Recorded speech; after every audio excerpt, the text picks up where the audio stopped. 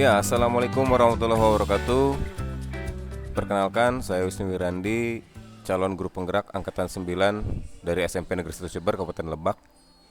Pada kesempatan ini saya akan memaparkan jurnal refleksi dwi mingguan modul 3.1, di mana dalam pembelajaran saya dibimbing langsung oleh fasilitator hebat, yaitu Ibu Yosefa Ratnawati Indriatmo SPDMM dan Bapak pengajar praktik Bapak Yos Swasembada SPD. Baik, untuk jurnal refleksi 2 mingguan pada modul 3.1, tidak terasa ternyata saya telah menyelesaikan modul 3.1 ini tentang pengambilan keputusan berbasis nilai-nilai kebajikan sebagai pemimpin, yang merupakan modul awal dari paket modul 3 ini. Seperti biasanya, setelah menyelesaikan pembelajaran, saya perlu melakukan refleksi pembelajaran yang saya peroleh dari modul ini. Dalam kesempatan ini, saya akan menyampaikan hasil refleksi saya menggunakan model 4F atau 4P, yaitu fact atau peristiwa, feeling yaitu perasaan, findings pembelajaran, dan future atau penerapan. Yang pertama, facts atau peristiwa. Sebelum memulai pembelajaran modul 3.1, kami memulainya dengan pretest pada tanggal 1 Februari 2024 yang terdiri dari 18 soal. Setelah itu, pembelajaran dilanjutkan dengan alur merdeka, yaitu mulai dari diri, eksplorasi konsep, ruang kolaborasi, demonstrasi kontekstual, elaborasi pemahaman, koneksi antar materi, dan aksi nyata. Seperti yang sudah biasa dilakukan dalam modul-modul sebelumnya tentunya. Tahap pertama yaitu mulai dari diri. Dimulai dengan menjawab beberapa pertanyaan yang berkaitan dengan pengambilan keputusan berbasis nilai-nilai kebajikan sebagai seorang pemimpin. Kami juga melakukan survei dengan sebuah kasus yang dihadirkan, dan kami menganalisisnya secara mandiri seolah menjadi seorang kepala sekolah. Tahap kedua adalah eksplorasi konsep, di mana kami sebagai peserta secara mandiri belajar dan mendalami semua materi yang ada dalam modul 3.1 di platform pembelajaran kami atau LMS. Di sini, kami mempelajari kasus dilema etika dan bujukan moral. Pada akhir eksplorasi, terdapat forum diskusi di mana kami, para peserta, melakukan analisis terhadap kasus-kasus yang ada dalam LMS. Tahap ketiga yaitu ruang kolaborasi. Kami dibagi menjadi beberapa kelompok. Pembelajaran dilakukan secara online melalui Google Meet dengan dibimbing langsung oleh fasilitator kami, yaitu Ibu Yosefa Ratnawati Indriatmo SPDMM. Kami menganalisis sebuah kasus permasalahan yang diambil dari sekolah saya. Kemudian, kami melakukan presentasi tentang hasil diskusi kami pada keesokan harinya. Tahap keempat adalah demonstrasi kontekstual. Saya diberi tugas untuk mewawancarai 2-3 kepala sekolah mengenai praktik pengambilan keputusan dalam kasus dilema etika yang terjadi di sekolah SMP Negeri 1 Jember yang tempat saya bekerja, dan SDN 2 Cibeber, sekolah tetangga yang berada di lingkungan kami. Saya mewawancarai Bapak Kepala SMPN 1 Cibeber yaitu Bapak Arif Syarifudin SAG, dan Kepala SDN 2 Cibeber yaitu Ibu Dede Kursinawati SPD SD. Tahap kelima yaitu elaborasi pemahaman, dimulai dengan pembuatan pertanyaan. Pada tanggal 13 Februari 2024, kami mengikuti Vikon elaborasi pemahaman dengan instruktur untuk lebih memahami pengambilan keputusan berbasis nilai-nilai kebajikan sebagai seorang pemimpin. Tahap keenam adalah koneksi antar materi, di mana kami mengaitkan materi pengambilan keputusan berbasis nilai-nilai kebajikan sebagai pemimpin dengan materi-materi pada modul-modul sebelumnya.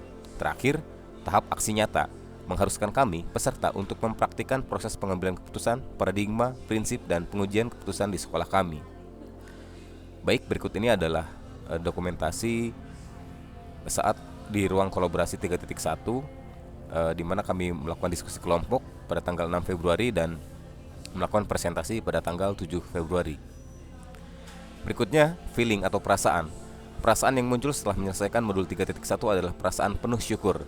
Saya merasa sangat beruntung karena modul ini telah membuka cakrawala baru dalam pemahaman saya tentang pengambilan keputusan. Saya merasa tertantang untuk benar-benar mengaplikasikan konsep 4 paradigma pengambilan keputusan, 3 prinsip penting dalam pengambilan keputusan, dan 9 langkah yang mendalam dalam mengambil dan menguji keputusan, terutama ketika saya dihadapkan pada dilema etika dalam kehidupan sehari-hari.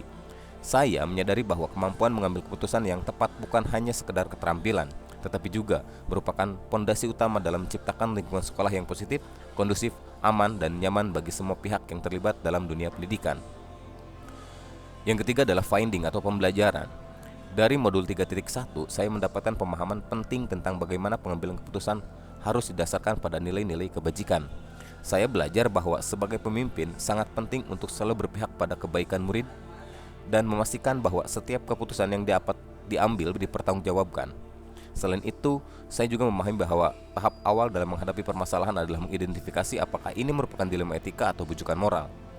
Dilema etika adalah situasi di mana dua pilihan dapat dianggap benar, sedangkan bujukan moral adalah situasi di mana satu tindakan dianggap benar dan yang satu lainnya adalah salah. Pentingnya memahami perbedaan antara dilema etika dan bujukan moral sangatlah relevan dalam pengambilan keputusan. Apabila sebuah kasus dapat dipahami sebagai pelanggaran hukum, maka langkah-langkah pengambilan keputusan bisa berhenti karena sudah melalui uji legalitas. Ini adalah pengetahuan berharga yang saya peroleh dari modul ini, yang akan saya terapkan dalam pengambilan keputusan di masa depan, terutama ketika berhadapan dengan situasi yang kompleks dan memerlukan pertimbangan etika yang mendalam. Berikutnya adalah future atau penerapan.